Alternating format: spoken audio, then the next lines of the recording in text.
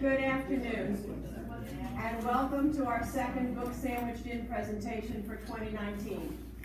I'm Barbara Cook, co-chair with Amy Towery of the Book Sandwiched In series, and Amy is here. I've seen her there. She is over this side today. We are very pleased today to be again meeting here at the Congregational Church. There are cookies, coffee, cocoa, and teas at the counter and table at the side of the room. We're very fortunate that we have our coffee. It was in the last minute, almost didn't have it because the pot was a little temperamental today. But there is coffee. Memberships in the Friends of the Library are also available with Brad at the Friends table at the back. Before we start today's review, I'd like to encourage you to hold your questions and comments until the presentation is complete. This will enable the presenter to share all the prepared materials in the time allowed. Today we welcome Cathy Patterson as the presenter of our second review, My Dear Hamilton, by Stephanie Dray and Laura, I'm going to take a stab at Kamoie. A graduate of Virginia Tech with a bachelor's degree in social studies education and a master's in education from Mansfield, Cathy came to the Corning-Painter-Post area after a year's teaching experience at Joe Montana's high school in Pennsylvania. Ooh. And she has been here ever since. My only claim to fame. After 27 years at East High and then the combined high school, Cathy is retired and is enjoying reading, especially biographies, current events, politics, and history. She now has time to volunteer with a number of organizations, including Meals on Wheels, Church Choir and Bell Choir, and the Painter Post Food Pantry. She also serves on the John Amita Spiegler, I hope I'm saying those right, Holocaust Lecture Committee. She says that she helps support our library with her overdue book finds on new books. She is also a huge fan of Nancy Out and the Friends book sales. Welcome back, Cathy, as the second presenter of 2019.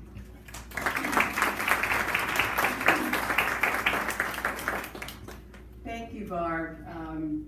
And thank you. You're the brave, hardy souls who ventured out on a day when the forecast was not so hospitable.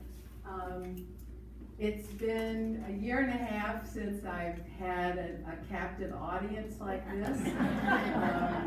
But let me allay any anxiety you might have about that. You don't have to take notes today. And I can promise you there won't be a quiz or a test at the end. So just relax and enjoy. And I'll be curious to hear your questions and comments, and also to find out how many of you have read My Dear Hamilton. I'd like to begin with a passage from John Meacham's book. I know that was the review book last week, The Soul of America, because I think it's very applicable to Eliza. So this is from his introduction.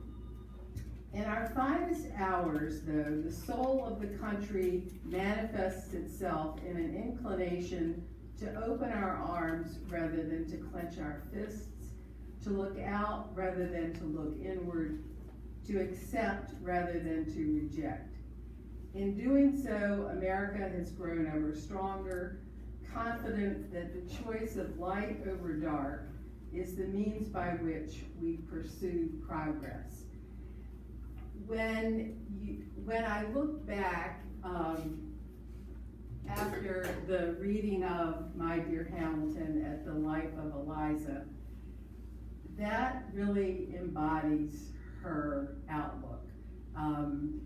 For whatever Alexander Hamilton's shortcomings were, and there were some, she had the capacity to forgive and to move on.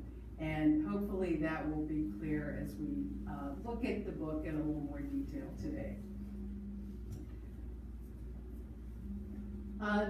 Maybe you have read their previous work, the authors Stephanie Dray and Laura Kamoie, America's First Daughter, which was about the life of Patsy Jefferson. I have not read that, but I'm very much interested in reading it after reading this particular book. No one was terribly interested or knew very much about Eliza Hamilton until Lin-Manuel Miranda's musical, beginning in 2015. And this actually perhaps was the first book that was written in any detail about her life. Since this book was published, there has been a traditional biography written, and I'll talk a bit about that at the end. But certainly this musical has sort of brought her story to life. And I was just curious how many of you may have seen Hamilton. Okay. Both of my sons over the past year were able to see a traveling version in Washington, D.C. And I'm really quite distressed that I didn't get to do that as well. But hopefully it'll be coming near us again soon. Like the musical, much of the factual basis of My Dear Hamilton is based on Ron Chernow's biography that was published in 2004. Perhaps, I'm guessing maybe that was the subject of a book review at some previous time. But they also extensively used other writings which were prolific, particularly for Alexander Hamilton. A problem that they had was that there aren't that many surviving letters written by Eliza. And so that was an obstacle that they had to make up for by sort of piecing together information from other sources, including extensively from Alexander. At the beginning of the book, they begin with this appropriate quotation from Plutarch. Though the natural weakness of her body hinders her from doing what men can perform, she has a mind as valiant and as active for the good of her country as the best of us. And it seems clear to me after reading the book that Eliza deserves to take her place among the wives and daughters of some of the that we hear about more often, including Martha Washington and Abigail Adams.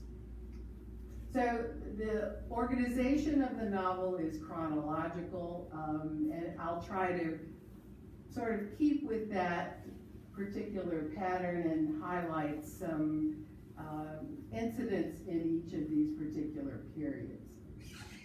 If you think about her life, she lived from the eve of the American Revolution until the eve of the Civil War.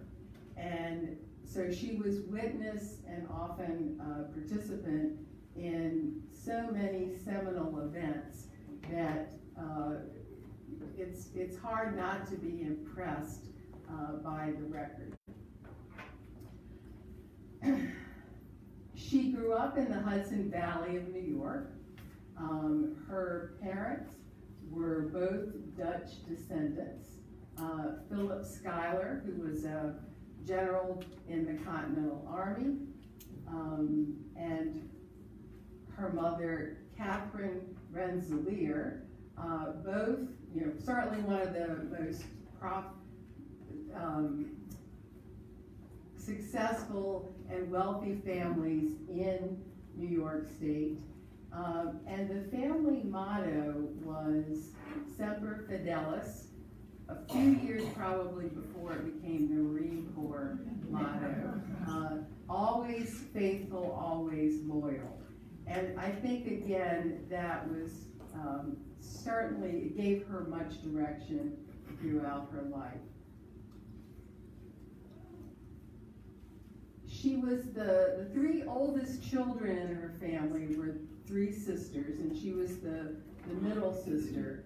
Her older sister, Angelica, the oldest, was considered much more attractive, and she was very flamboyant, and she married a wealthy man, and so had a lot of opportunity to sort of flaunt her good fortune. Her sister Peggy, the younger one, was perhaps more of a free spirit, and Eliza was always considered the practical, down-to-earth daughter. She was also considered, somewhat of a peacemaker in the family, and a bit of a tomboy at that, too.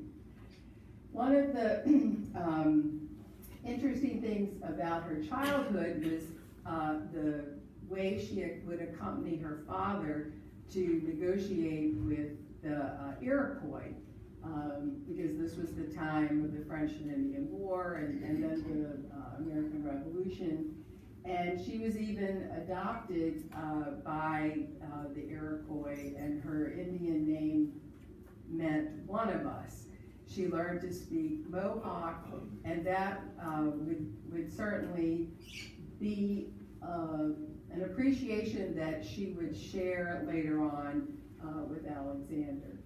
Now, in the book, there is an episode with Lafayette. Lafayette visited the family before she met Alexander.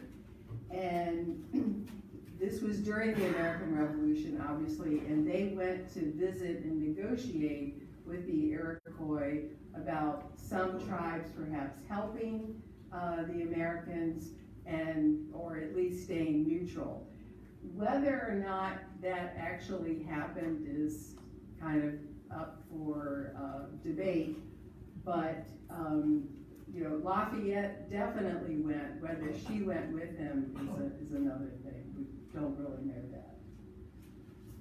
that. She had the opportunity as a young girl to meet some of our most famous founding fathers and certainly key figures of the Revolution.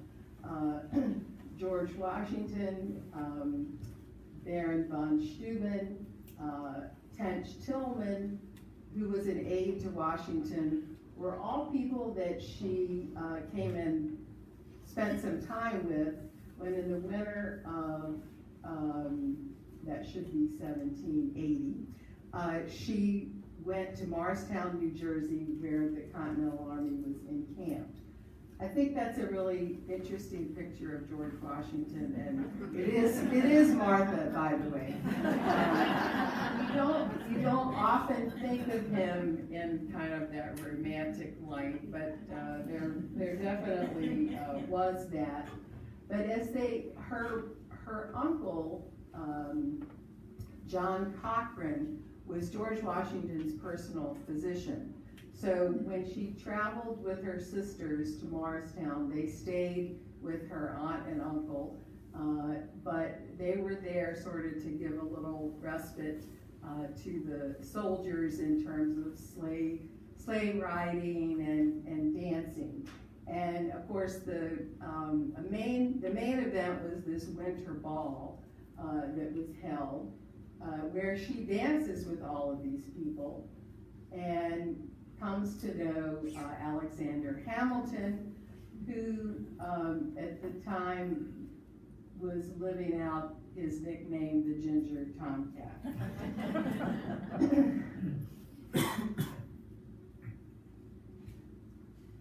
Washington was supposed to have loved dancing, and not only here, but in later life.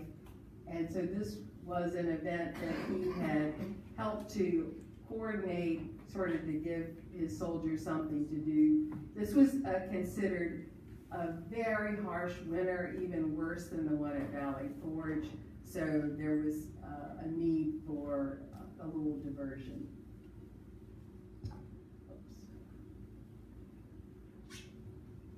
Eliza danced twice with Alexander Hamilton that night, and at this time, that was considered tantamount to becoming engaged. She was there for about a month, and after this winter ball, Alexander visited her aunt and uncle's house every evening, and within a month, they indeed were planning their wedding. Eliza was the only one of her sisters not to elope. And I think she might have been game, but Alexander, given his less than stellar beginning, let's say, insisted that with his shortcomings, they needed to do this the right way. So he wanted to have the approval of her father and to have a real wedding at her home, at the Schuyler home in the pastures outside of Albany. And this, have any of you ever been there? So this is obviously what it looks like today. So Philip Schuyler agreed to this wedding because he was impressed with Alexander Hamilton, despite his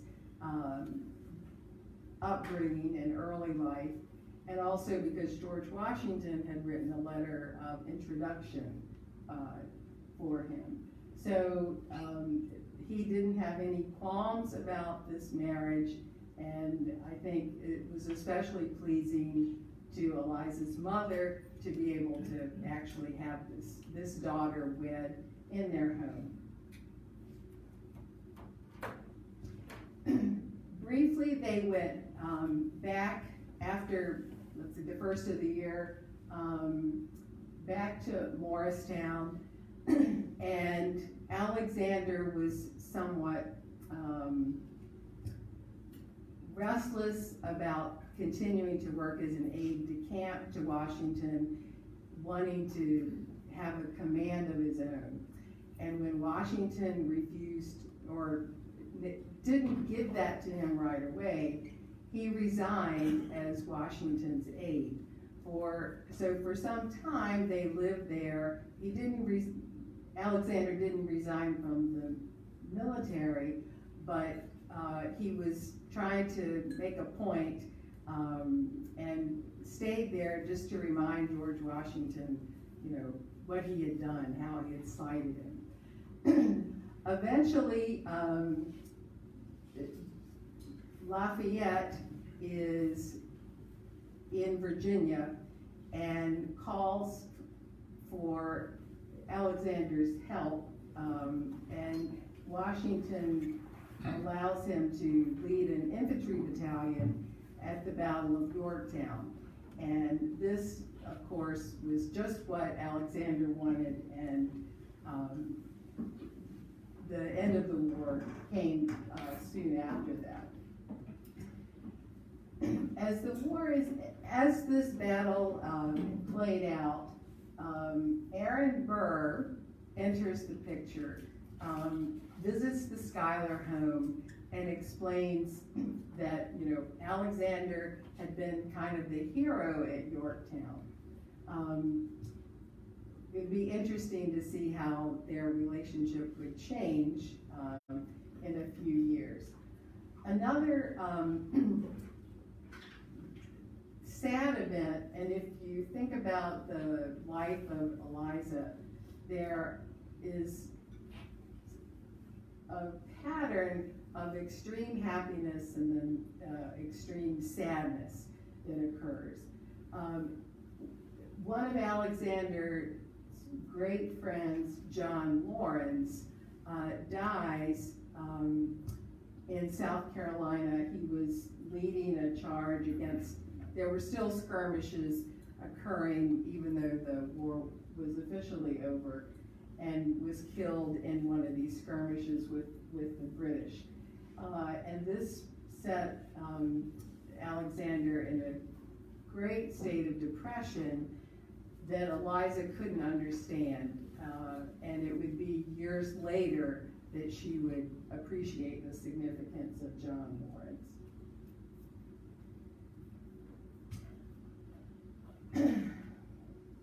So now the issue of trying to put together a country after the war is over, which brought her into contact with some other rather significant figures, James Madison and Thomas Jefferson. They moved to Philadelphia, and Madison became a frequent visitor at the Hamilton home. He had a special knock on the back door, and Eliza always knew when he was coming.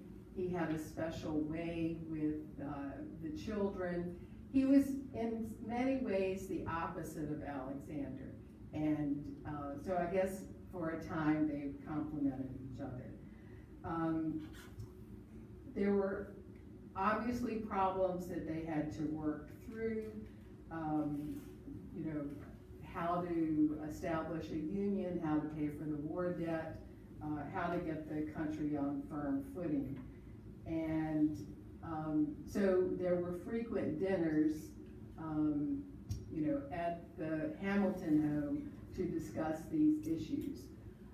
One of, I think that some of the roles that Eliza played during this period was to serve as hostess for all of these events, which could not have been an easy task. She did have the help of one slave from her that her father had given her, and that is going to be an issue that she causes her to question the institution of slavery. But she also saw that Alexander needed to continue to have contact with these people that he had served during the Revolution with. I think as the Federalist Papers were beginning to be written, she served as the courier for these, and sometimes helped Alexander with some of his writing, as she would on some other occasions as well. She recognized that he was the best writer, and in fact, he wrote, I think there were 85 Federalist Papers, and he wrote 59 of them. Madison, I think, I may not have my numbers right, 21, and then John Jay, who was also supposed to be helping and got sick, ended up only writing about 5. And another way she kind of demonstrates this idea of openness is by taking in a little girl who was around the age of 2, whose father brought her to the Hamiltons' home. He had been a soldier with Alexander and had fallen on hard times and didn't want anything terrible to happen to his daughter.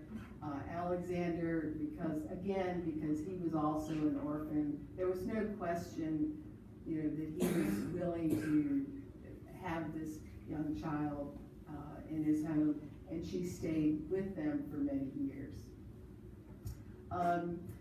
James Monroe was also a visitor, and come to find out, he had perhaps been interested in proposing to Eliza as well, and had written her something to that effect, but she never got the letter. She had some other prospects besides Alexander, I think it would be safe to say. Eliza's challenges included her sister Angelica, who was kind of cut from the same cloth temperamentally as Alexander was. And there were all kinds of rumors about perhaps an illicit relationship between her sister, who was back and forth between Europe and the United States during this period, had a lot more available funds to work with, and there was always this open question about whether or not perhaps she and Alexander were having this relationship on the side. And after the publishing of the Federalist Papers and the eventual adoption of the Constitution in 1787, Alexander was, I think you could say, as my children would say, feeling really full of himself, and really thought no one could stop him from doing or getting whatever it was he wanted. Her response was to quote some of the Romans that he knew so well and had encouraged her to read about. Thou art mortal, the same people who lift you up can also bring you down. And it was important, I think, not that he always heeded her advice, but listened to that bit of wisdom from the ancients.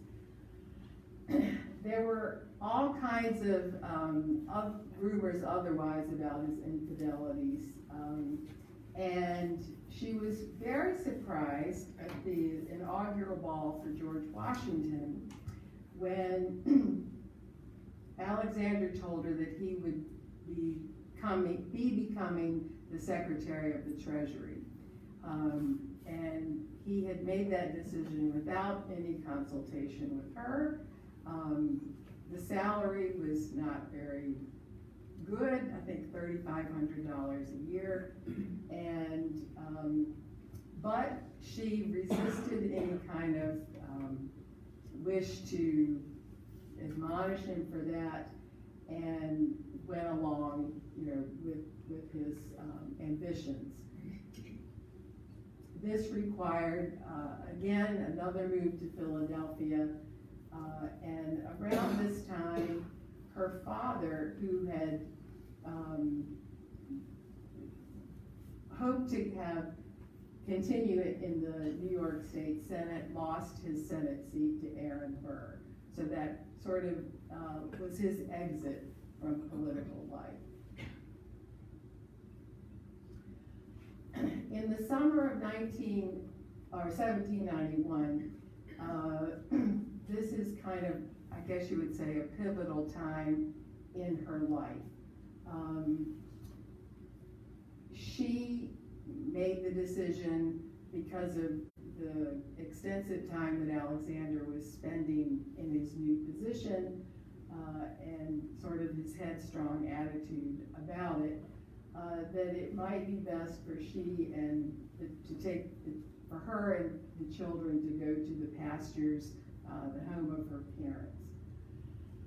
And this is reportedly when this affair with Maria Reynolds began. And I have a question mark beside that, and we'll get into some of that. But Maria Reynolds, the wife of James Reynolds, who would play a substantial role in the end of their lives together. So,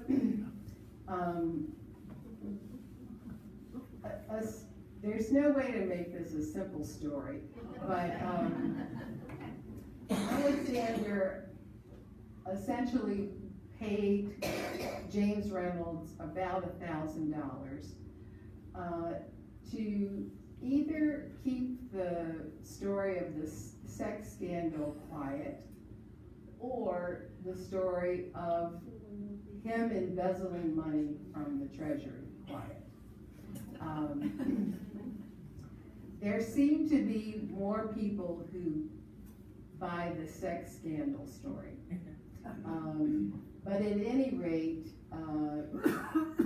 this was a big bombshell, and again would test her ability to live out this semper fidelis. When she went back to Philadelphia and heard about all of this, and Alexander was always very, I guess, forthcoming about the things that he did that hurt her. It didn't always stop him from doing them again, but there was never any doubt that his affection for her was true, and perhaps she, given that, said, why don't we summon these people here and have you explain to them exactly what happened. And this was in order to clear himself from this charge of speculation with treasury money. So James Monroe comes, two legislators come, and an official from the Treasury Department come. And what he does is tells them the story of the affair, that the money was being paid so that wouldn't become public, and that the whole issue with treasury fraud was not true, but the sex scandal was the real story. So imagine a wife sort of giving her husband permission to do that, and it's, with the knowledge that perhaps one day this is all going to be public. And this line from the book, what was I if I was not his wife? Marriage is a choice one made every day. And Alexander often referred to her as the best of wives, best of women. And certainly he had reason to say that, after this particular event. Monroe, who promised Eliza that he would never let any of this out,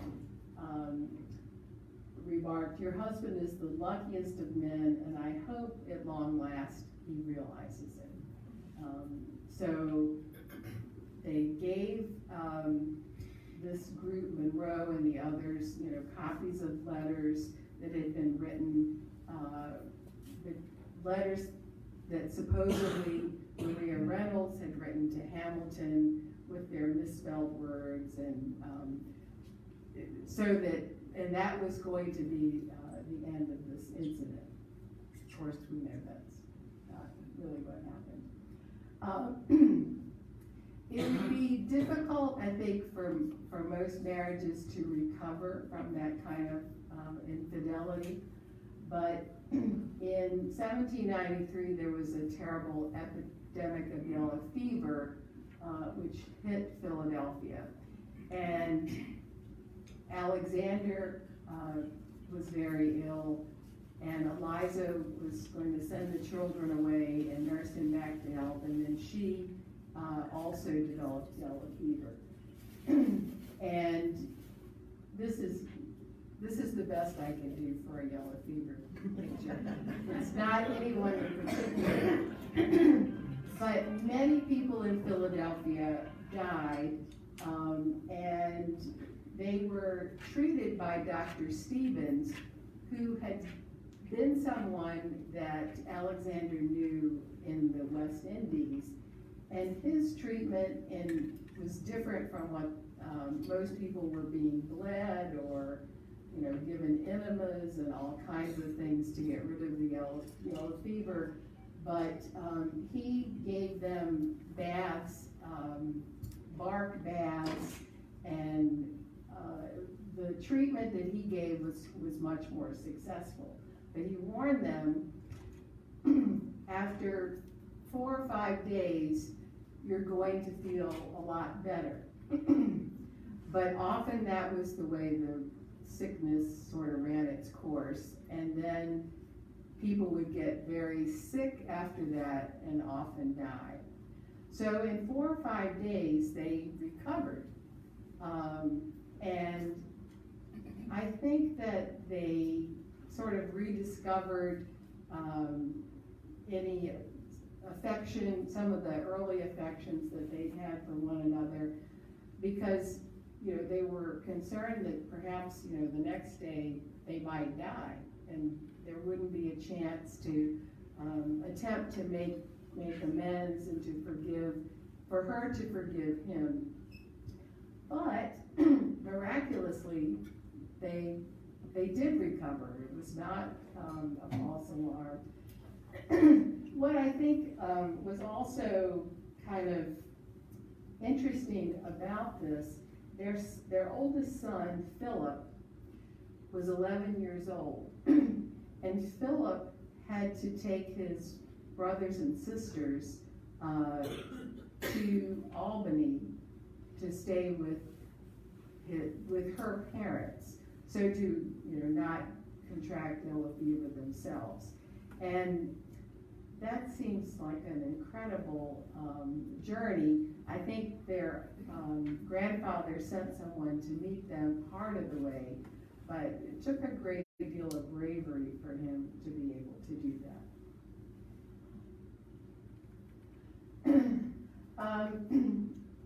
When they returned to Philadelphia, Eliza sort of threw herself into charitable work.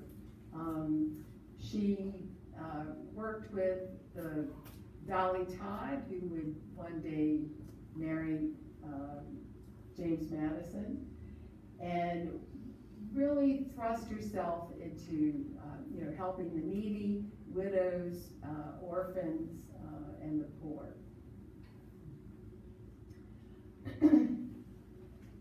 Burr, who returned here around 1795 to their lives, seemed to be a changed person as his wife had passed away. And this idea, ambition is all that I have left, sort of explains some of the actions that he would pursue in the next few years.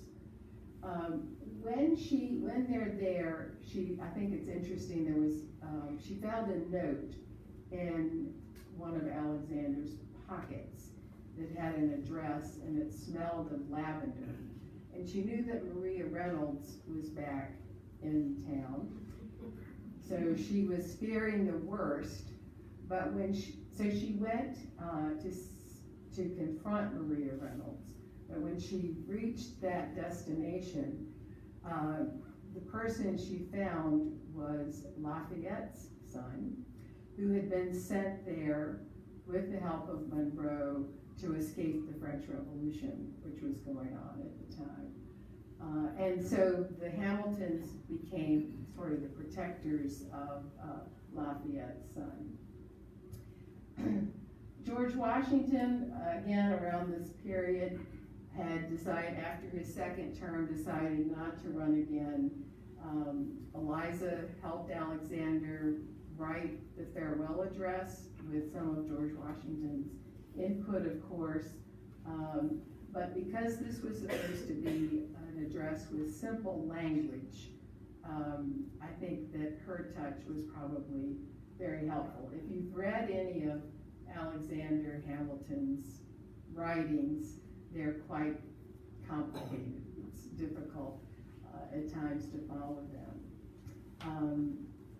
Angelica returns, her sister, this time for good, which was happy. There was never an ounce of suspicion, really, on the part of Eliza about her sister and Alexander. She always just sort of accepted and even perhaps encouraged a close relationship with them. And then Callender has somehow, James Callender, the newspaperman, has somehow gotten his hands on those letters that James Monroe promised would never get out. So he publishes these accusations about Treasury corruption and Maria Reynolds.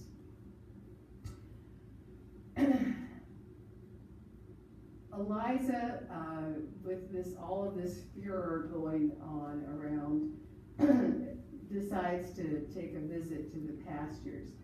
And here she learns from her father. She gets a little perspective on marital relationships, because he shares with her that while he was away during the French and Indian War, that there possibly was a relationship that developed between her mother, Catherine, and Colonel Bradstreet, and such that people around Albany talked about this uncommon friendship they had with one another.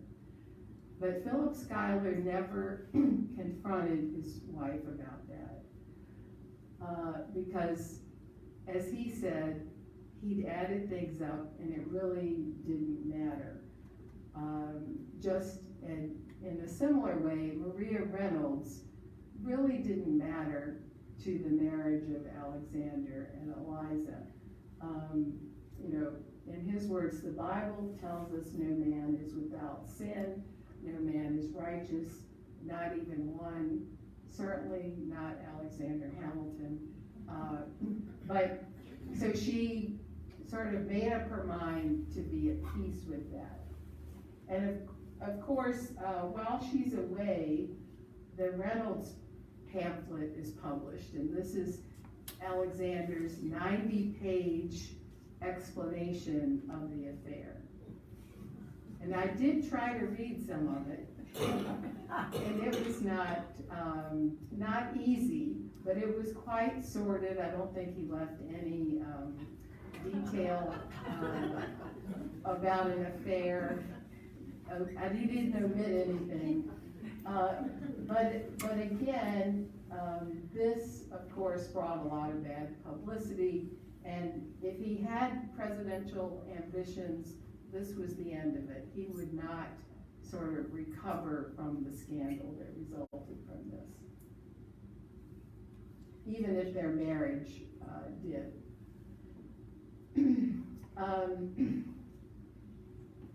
As this is all occurring, her daughter, her second born, who was named after her sister Angelica, had a breakdown as this sort of adopted daughter, Fanny, left.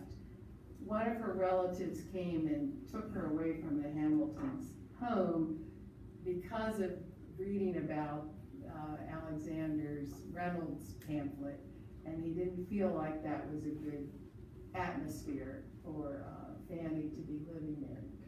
But Eliza sort of puts herself out and begins to work more and more in these charitable ventures, and also becomes really active in the Manumission Society, which Alexander had founded in New York, and to begin to work for the end of slavery. As the election of 1800 neared, the question was who's going to be, Adams is serving as president. In 1799, George Washington passes away, and there's a question, who's going to sort of replace him as the leading political figure? It would not be Alexander because of this scandal. And of course, by this point, this hyper-partisanship had developed between the Federalists and the Democratic Republicans represented by Thomas Jefferson. And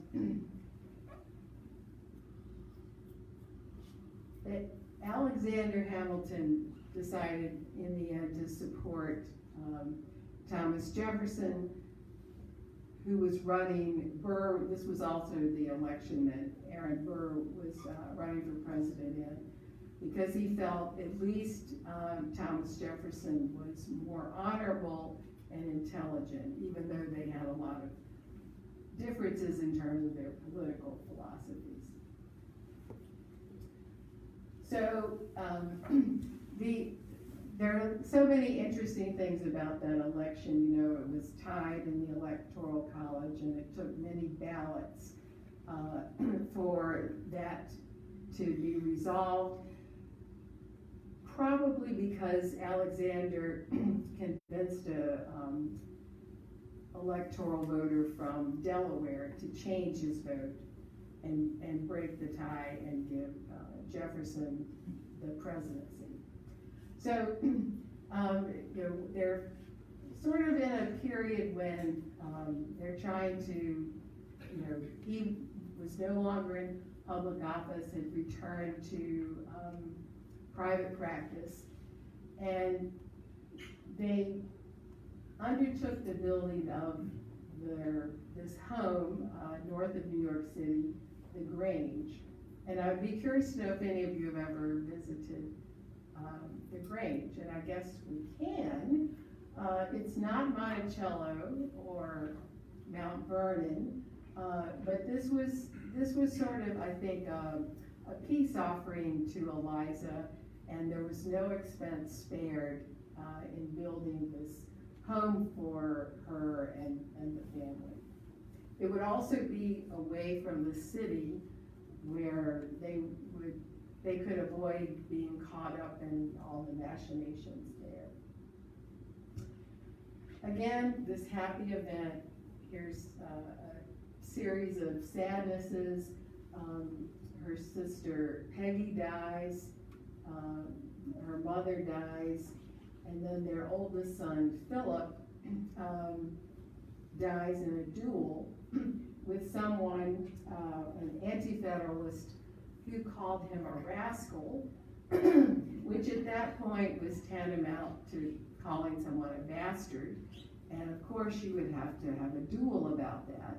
And he borrowed his uncle's guns, and of course this was a very hard, to lose a child would be an awful loss, but in this particular way especially. And then there's a news story that begins to circulate about Thomas Jefferson. The African Venus is said to officiate at Monticello, a reference to Jefferson's relationship with Sally Hemings that was becoming more known. The Hamiltons knew about this. Their sister, Eliza's sister Angelica, had spent time with Jefferson when he was in France, and she was in France. So she knew about Sally Hemings and had told them about that. Interestingly, Callender also wrote that he had been paid to destroy Hamilton, as well as Washington and Adams, by supporters of Jefferson. And of course, this angered Eliza to no extent. When they moved to the Grange, Alexander promised that they would have a grand ball, like some of the ones they remembered from their younger days. Again, I'm curious to go see this place. This is what it looks like today. And in May of 1804, they had this glorious event. And again, no expense spared to entertain. And a short 2 months later would be the duel between Aaron Burr and Alexander Hamilton that resulted in his death. I think it's interesting that Hamilton was involved in 11 duels in his life. This is the only one where he fired a shot. And there's some debate about this, but he probably threw away his shot because it was found in sort of the bark of a tree close by. And again, if you read some of the reports, I don't think it's a totally settled issue. But needless to say, this again brought back memories of Philip's duel and death, and as you can imagine, was a very sad time for Eliza and the rest of the family. But there was still more to be done. Hold her accountable. He was indicted in both New York and New Jersey. He didn't spend time. He was kind of a man on the run for the rest of his life. The other big problem she had was how were they going to survive? Alexander was $50,000 in debt.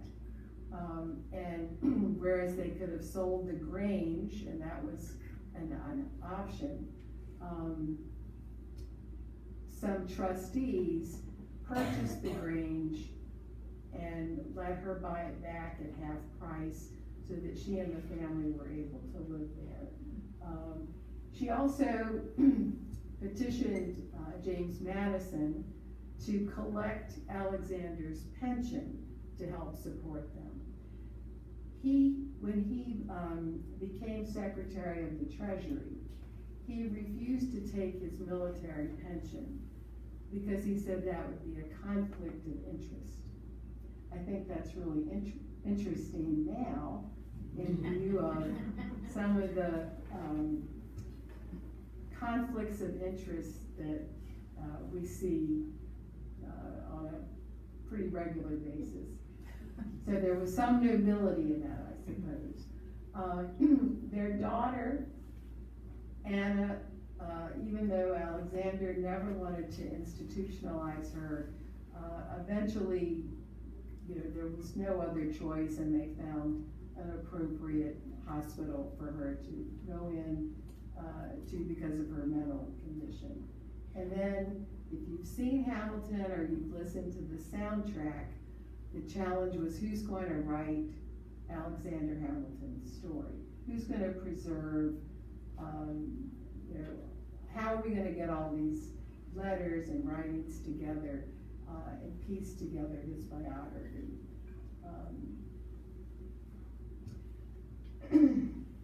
So as she's collecting letters, the authors of the book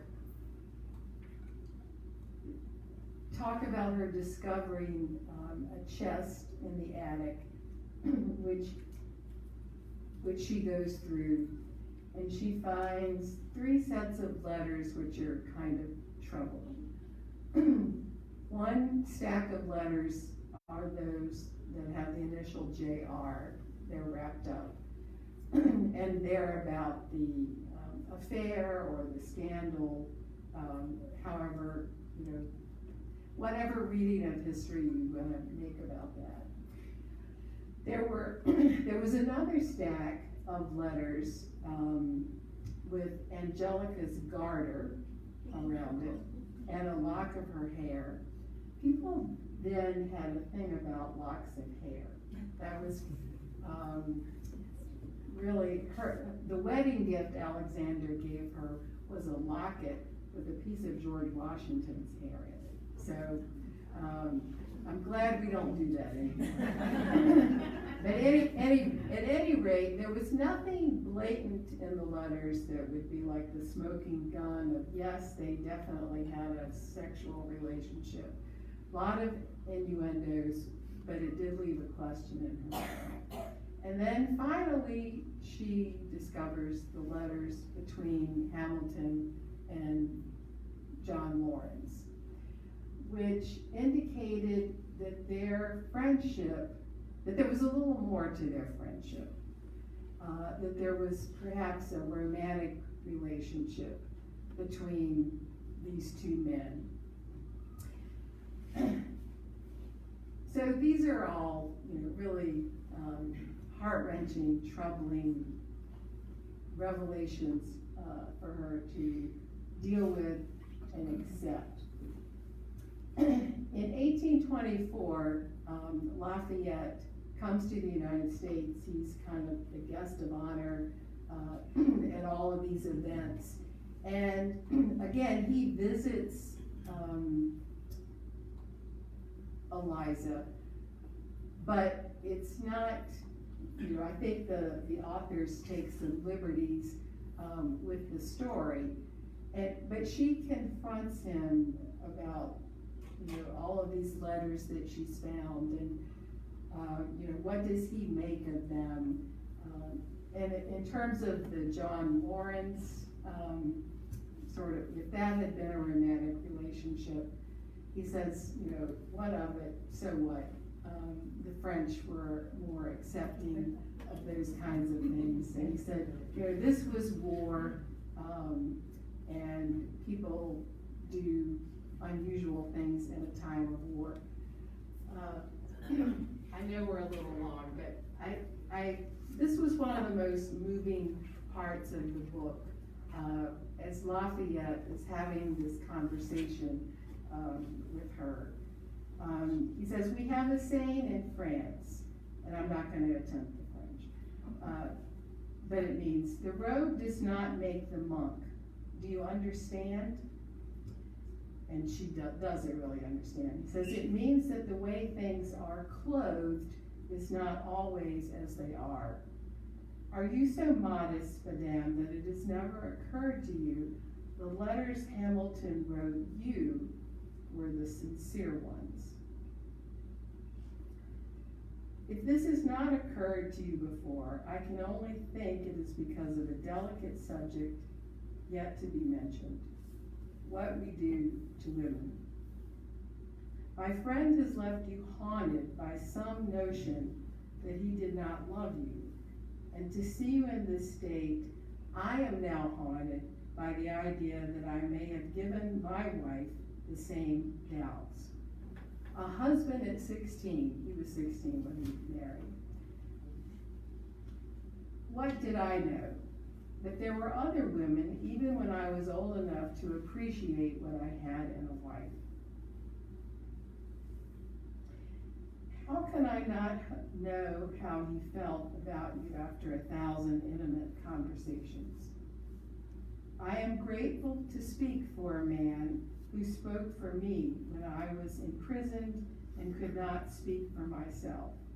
But what I say only echoes the voice inside you that already knows from a lifetime of kisses and tender proofs that Hamilton belonged to you.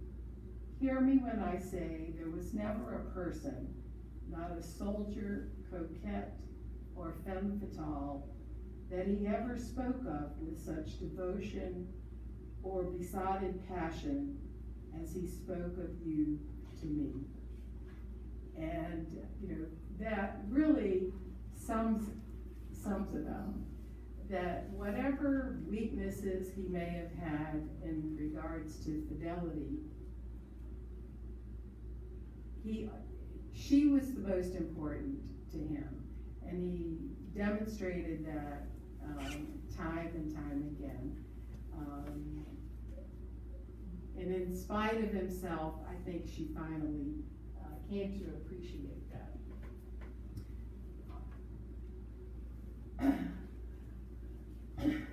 So, as she's still pursuing this idea of a biography, she's not sitting still.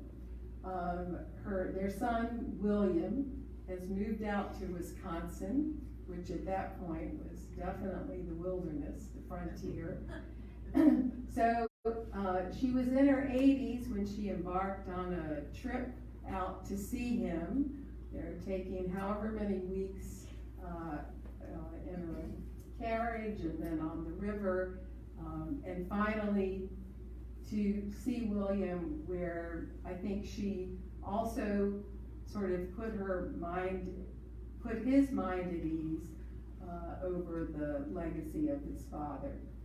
She thrust herself into charitable work again, helping to found the first private orphanage in New York City, which I think is still in existence. And she and Dolly Madison were the last two founding mothers who attended the laying of the first piece of marble for the Washington Monument in 1848, I think that was. I think one of George Washington's grandsons was also there. But they were definitely honored guests. And in the book, she's escorted to her seat by Congressman Lincoln.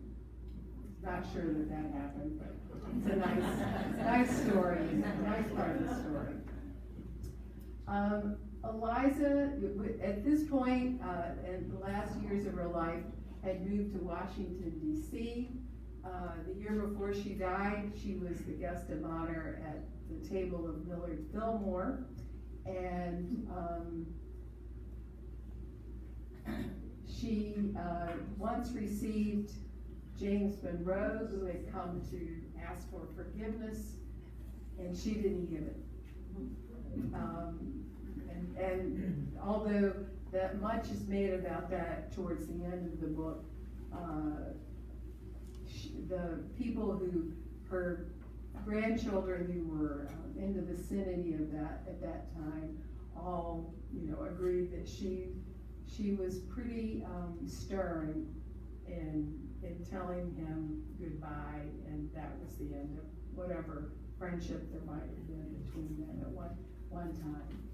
So she lived 50 years after Alexander, which is a really long time. And at the age of 97, her body gave out, and she is buried at Trinity Church in New York City. Really simple gravestone, as you can see, buried with Alexander and her sister, Angelica. Now, just by accident, after I had read this book a couple of times, I went to our wonderful library, and this is the first biography that's not historical fiction about Eliza. It's a really quick read. It does measure up to sort of the factual record. But I wanted to share with you a theory that the author, her name is Tiller Mazio, a theory that she has about the letters.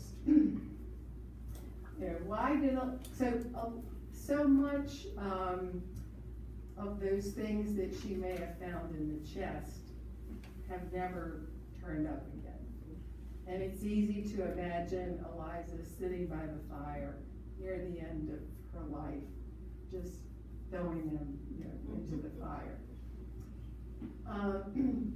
But she didn't have that many letters to begin with.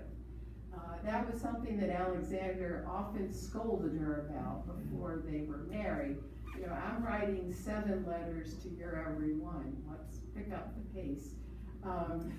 But she was perhaps not a writer.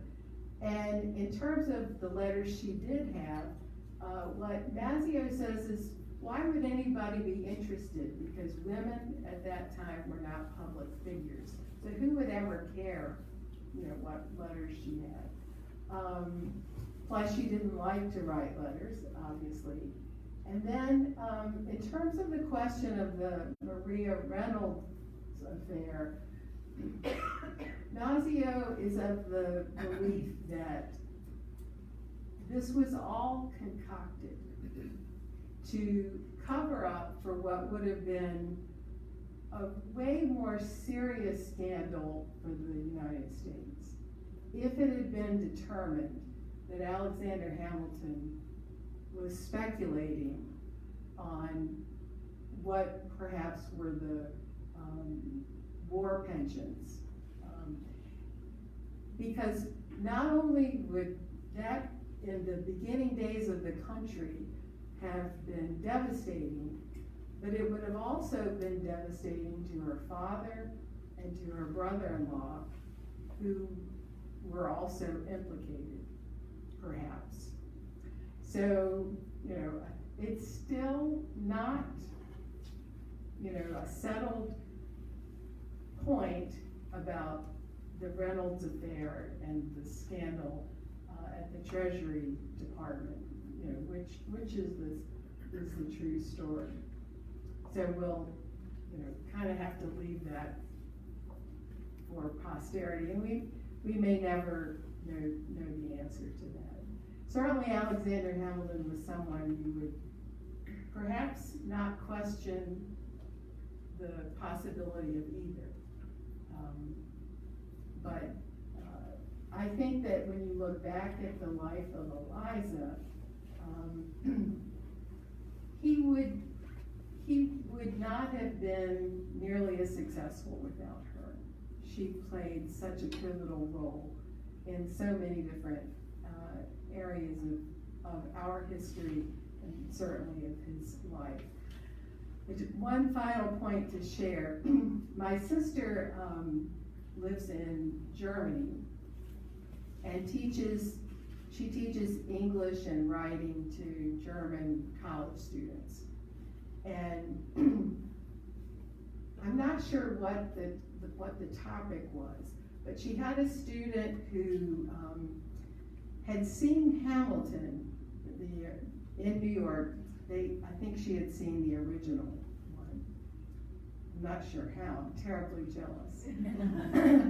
But she had written a paper based on watching Hamilton that Eliza was the one with the leadership skills compared to Aaron Burr and her own husband.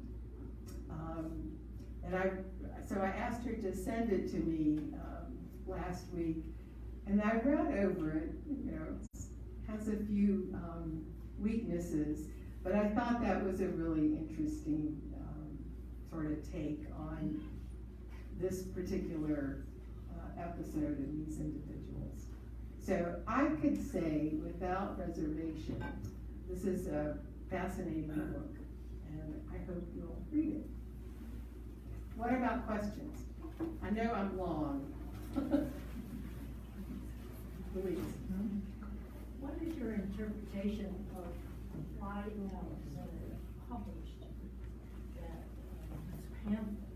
And it seems like that just fired up more scandal. I think it again is just if her theory is right. Well, I think part of it was let's just get it all out. You're right, it did create more of a scandal. Let's put it all out there and then we can kind of put it behind us. And I think that that's how Eliza seemed to feel about it. Once it was all out and everybody knew, you didn't have to run around trying to hide or whispers behind your back. And so I think that, sometimes it's good to just let's face up to it and then move on. One other thing, you never mentioned how many children she had altogether. 8. She lost one, and then of course her oldest son was killed in a duel. After I finished the book, I meant to go back and reread that first scene. Can you refresh my memory?